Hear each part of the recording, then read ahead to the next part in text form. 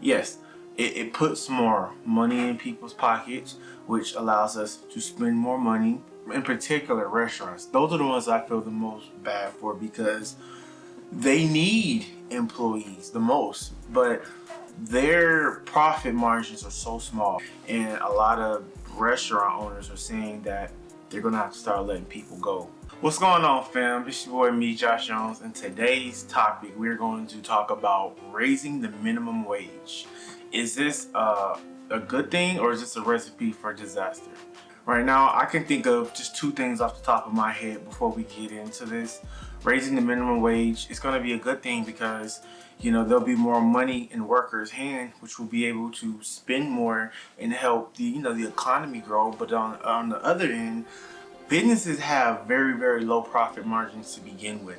So by raising the minimum wage rate, you're actually cutting their profit margins in half, which do essentially hurt the economy. And then if people are, forced to lay off employees, then that's definitely not a good thing as well. Yes, it puts more money in people's pockets, which allows us to spend more money, which allows more businesses to be created, allows more businesses to scale, in which, eventually you would think it would, result into hiring more people. Well, right now we're going to talk about the cons. Right now, we're living in, tricky times where this thing called AI, pretty sure some of you guys have heard of it, it's changing everything. So, some people are not replacing workers. They're creating new AI tools to do those jobs. Being here in Georgia, I remember when the minimum wage was like $5, right? This was like 20 years ago. And they raised it to like $2. And I remember, everyone was like, oh, this is a good thing. But then some people were like, oh, no, this is a bad thing. The dollar menu is going to go away. And it didn't initially go away, at least not at first. But as time progressed, yes, it did eventually go away. But it wasn't just because of that, the price of meat and all of like production also went up as well. So that's, that hurt it as well. But in particular, restaurants, those are the ones I feel the most bad for because they need employees the most, but their profit margins are so small. Like they say, for every dollar, a restaurant makes, they're only keeping like 5 cents of it.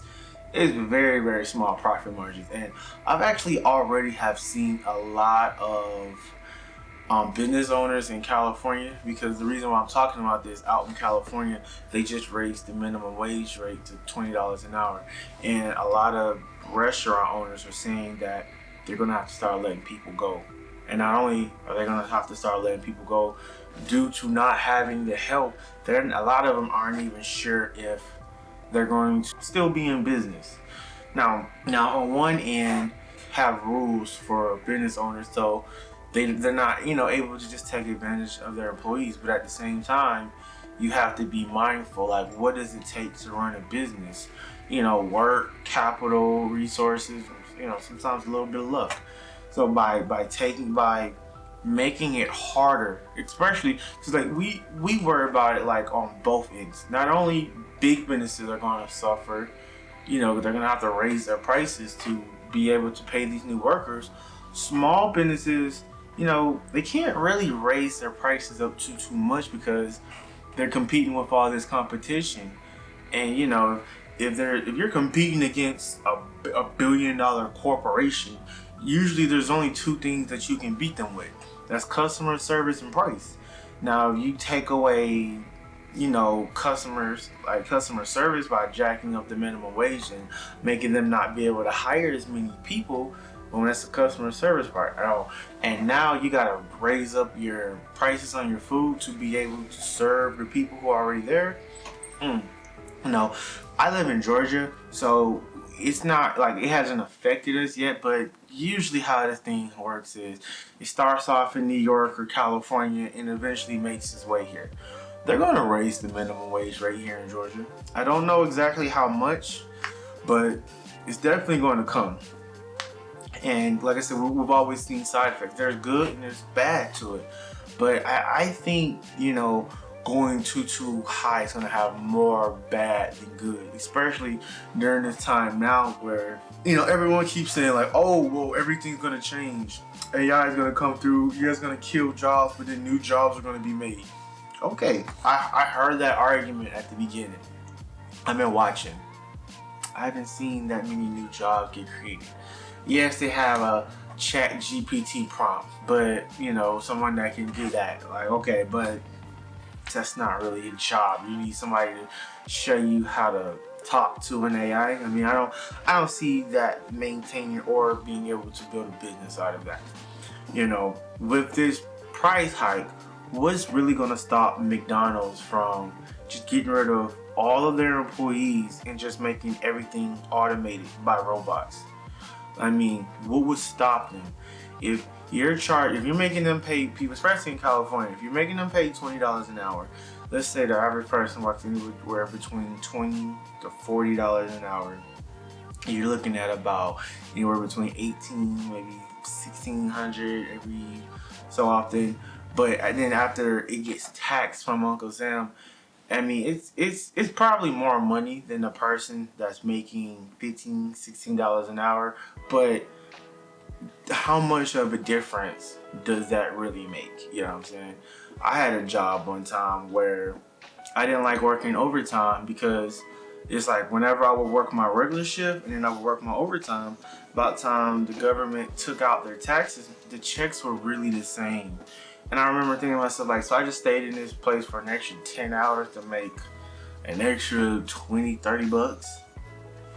So that's kind of like where I'm looking at right now. I don't know the minimum wage in California. Probably should have looked it up before I started this video. But I'm more so addressing like, you know, like everywhere else. California it's a messed up place. I hate to say it. I travel there the most out of like anywhere else I've gone, you know, here in America, and the way they live out there is already crazy. People, and it's like when you try to explain it to them, they're so like, you know, conformed to it, like they don't even see how crazy it is. Like in California, and here we live in houses, apartments, you know, we have our own space. Whenever I go to California, there's so many neighborhoods where you will see a house that's actually been gutted into four. And you're like, well, how did they do that? They took a house and they added walls, bathrooms, kitchens, maybe converted the basement to a kitchen. So you got one house with like 4 families living in it. You don't really see that kind of stuff here in Georgia. In California, it's pretty normal. Gas is ridiculously high in California. You have to pay for grocery bags in California, and there rarely ain't nobody. Here, I can go to Kroger or anywhere down the street and just grab a handful, and just it's not a big deal. So, I will say, you know, to throw my opinion out there, you know, before I go too far, I say it's a bad thing because of the domino effect. But at the same time, I do understand. You know, even making $20 an hour is technically not enough money. It's just not enough. Like, I don't believe anybody in America should be living paycheck to paycheck. But yet, they say 70% of people do. I think that number is much higher than 70%.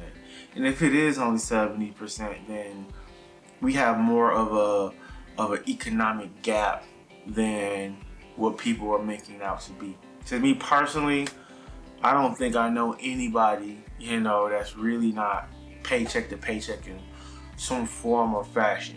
But I don't think anyone should be living paycheck to paycheck. So, you know, I do understand the need to raise it because there's a poverty problem out there, and it affects minorities the most. And not only does it affect them as far as like our living, I mean, it trickles down. You can't afford healthcare. You can't afford school. You can't afford clothes.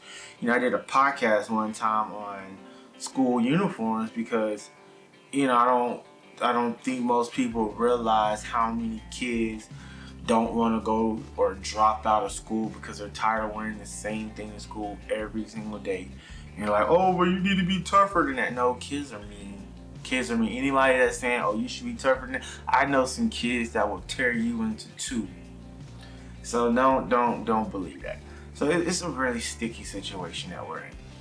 I also think part of the problem is inflation. You know, during COVID, you gave people more money than what they were to sit at home than what they were making when they were actually going to work. And I think that's kind of when like the inflation, kind of start happening and kind of just spiraled out of control. And now we're in a time now where, we're trying to figure out how to fix it. But it's like, I mean, think about it. We live in a country that supplies the whole world. We're the cash reserve for the whole world, but yet we just print out bills like there's no consequences to that. So, I hate to say I'm not one of those like anti-government type people, but maybe our politicians have kind of failed us. And this is what I call putting a cut on a bandage on a wound when it really should get stitched up. You're just trying to put a bandage over it, and that's what I think we're doing with minimum wage right now. Like right now, California especially is in a very, very, they're in a bad spot for us. Crime, economics, it's just not the Hollywood dreamland California that it used to be. I mean, I can't even think of not one reason why somebody would want to move out there and live unless they just didn't know any better. I don't fully know what the solution is. Sometimes I think that it's just best to just sit back and just watch the economy do what it's going to do on its own. And that's about it.